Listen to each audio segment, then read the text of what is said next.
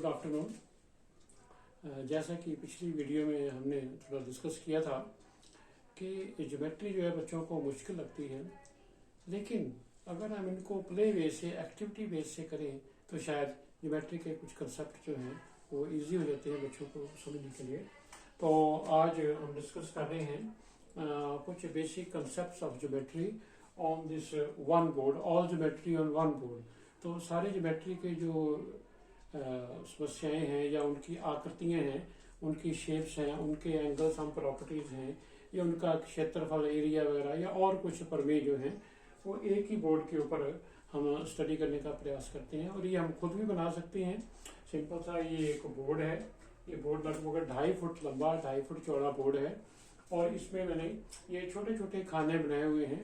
लगभग 3 इंच के खाने बनाए, 3 इंच के, सेंटीमीटर नहीं, इंच के ये कुछ खाने बनाए हैं। 8 इधर बनाए हैं, 8 इधर बनाए हैं। ये खाने हम वर्ग जिनको हम कह सकते हैं, बड़े छोटे भी हो सकते हैं अपनी जरूरत के हिसाब से। और प्रत्येक कोने के ऊपर हमने एक एक कील और ये चांद जो है, प्रोटेक्टर जो है लगाया हुआ है।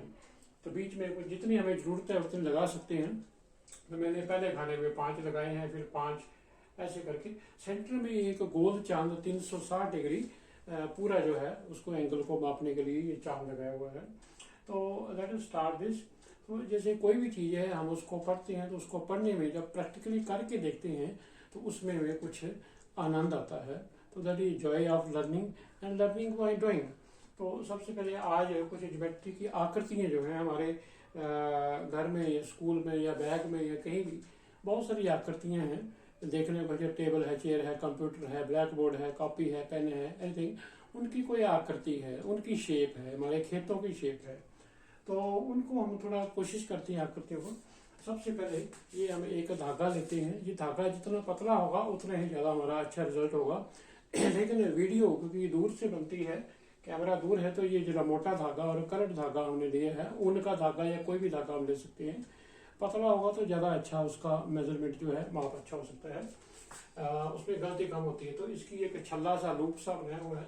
इसको जहाँ मर्जी रखने के बाद मान लो मैंने यहाँ पर रखा, सेंटर में रख लिया, और यहाँ पर इनको कील के ऊपर ऐसे घुमा दिया।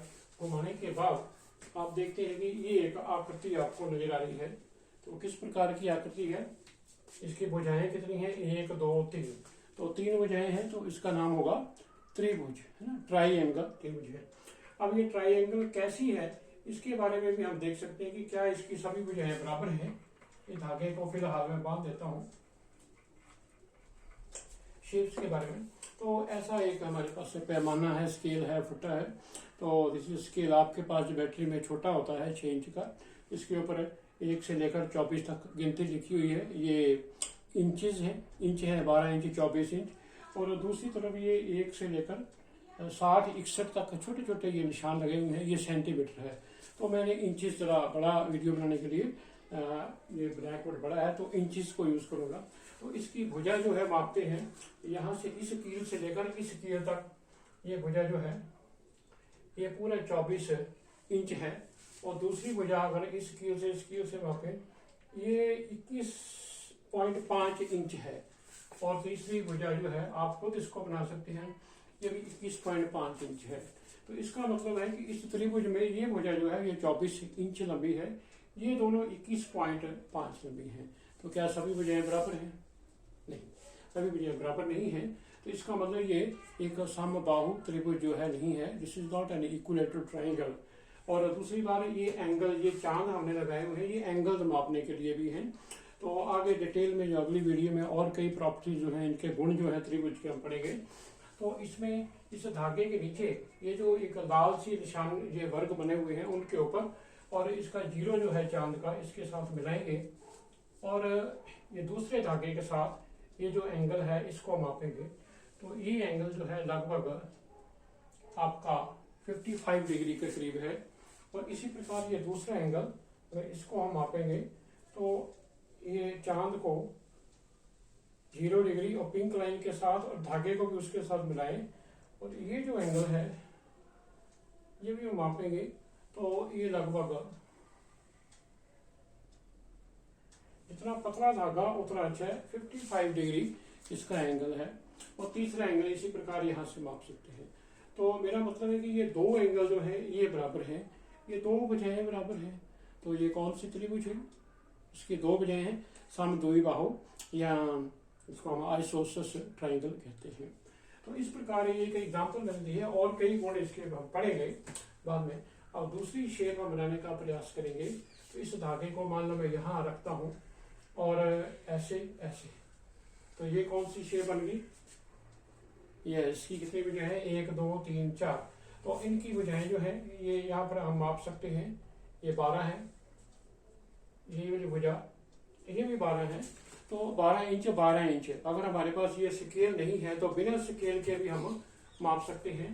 तो ये खाने गिन लें, एक खाना 2 3 4, 4 वर्ग है, 4 वर्ग है। प्रत्येक वर्ग मैंने कितना बताया? 3 इंच का।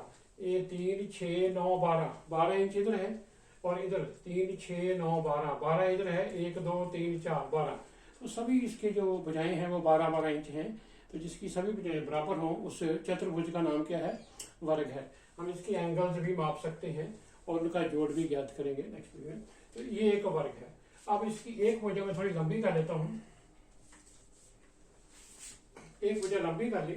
तो अब कैसी आकृति बन गई? ये आकृति जो है इसमें 1 2 3 4 5 6 वर्ग हैं। तो एक वर्ग 3 इंच का है तो 6 थे 18 इंच इधर है, तो ऊपर तो उतना ही है 12 इंच है।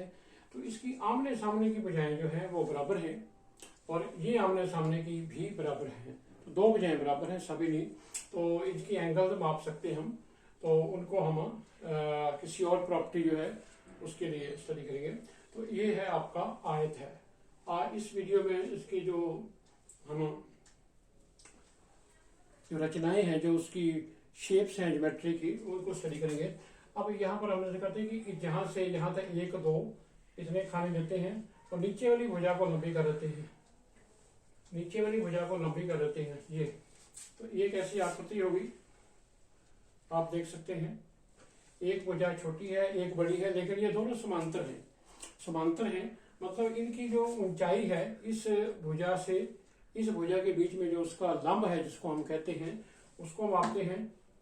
तो ये लंब है 12 12, यहाँ से मापेंगे तो 12, यहाँ से मापेंगे तो 12। इनका लंब जो है दोनों जो समांतर भुजाओं के बीच में लंब की दूरी जो है बराबर है। इसका मतलब ये क्या हुई? समलंब हुई या ट्रेपीजियम हुई। तो इनका क्षेत्रफल का जो फॉर्मूला है उसको हम बनाएंगे बाद में। तो ट्रेपीजियम होगी। एक और हम यहाँ पर सेंटर में रखते हैं और इसको यहाँ मर्जी लगा दो, यहाँ लगा के यहाँ लगा के यहाँ लगा के यहाँ लगा ले। तो ये देखें कि कैसी आकृति है। तो ये चतुर्भुज है, एक पतंग की तरह लग रही है और इसकी सभी भुजाएं जो हैं ये बराबर हैं।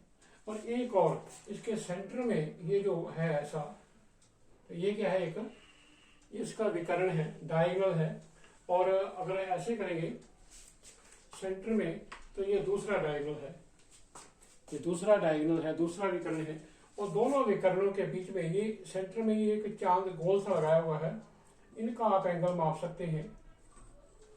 इनका एंगल इसकी सहायता से माप के तो ये 90 डिग्री है।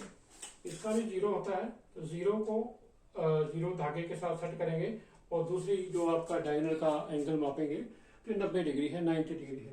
इसका मतलब वो चतुर्भुज जिसकी भुजाएं बराबर है और केंद्र में विकर्ण जो है वो 90 डिग्री 90 डिग्री के एंगल पर है, तो वो क्या होगी?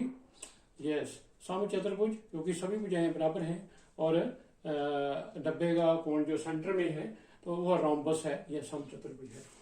अब कुछ आगे चले, एक और चित्र हम बनाने का प्रयास करते हैं। अब इसको यहाँ रख दिया, दूसरे को यहाँ और एक यहाँ, इसके समांतर ही रख सकते हैं, यहाँ भी रख सकते हैं, जहाँ मर्जी रख लो, ऐसे ऐसे। तो ये जो आपकी एक बहुभुज बन गई। अब मैंने क्वाड्रिलेटरल या चतुर्भुज नहीं कहा, बहुभुज है। कितनी भुजाएं हैं? 1 2 3 4 5। तो 5 भुजाएं हैं तो क्या नाम हो गया? पंचभुज। अब पंचभुज ये रेगुलर है, क्या सभी भुजाएं बराबर है कि नहीं है वो भी हम देख सकते हैं, माप सकते हैं स्केल के साथ। तो इसके बीच में हम कोण भी मापेंगे बाद में। जैसे सेंटर में इसको मिला दिया, इसको यहाँ से केंद्र से मिला दिया, इनके जो शीर्ष हैं सभी शीर्षों को मिला देते हैं। बहुत सुंदर आकृति जो है ये जो आपका जियो बोर्ड है इसको आप खुद भी बना सकते हैं और खुद एक बोर्ड के ऊपर छोटा बना सकते हैं बनाना से, तो बड़ा एंजॉय कर सकते हैं। तो ये पंचभुज बन गई। अब इनके आपस में जो सभी कोणों का संबंध भी जो है वो हम ज्ञात कर सकते हैं, वो नेक्स्ट वीडियो में। अब इसमें शेप है, ये पंचभुज होगी, लेकिन इसकी सभी भुजाएं जो है बराबर नहीं है। अब एक और देखते हैं, इसको हम यहाँ रखें और इसकी सीध में यहाँ, और इस पिन की सीध में यहाँ, और इसकी सीध में यहाँ, और ये, तो ये कैसी आकृति होगी? कितनी भुजाएं हैं? 1 2 3 4 5 6 भुजाएं हैं। तो ये हेक्सागन या षटभुज होगी, और सभी भुजाएं बराबर हो भी सकती हैं या नहीं भी हो सकती हैं, उसकी प्रॉपर्टी बाद में। इसी प्रकार इसको सेंटर से बनाएं, तो सभी भुजाओं को सेंटर से बनाएंगे तो सेंटर के जो कोण हैं उनको भी हम माप सकते हैं और उनका जोड़ भी कर सकते हैं। सारी प्रॉपर्टी इनकी सिद्ध हो जाएगी।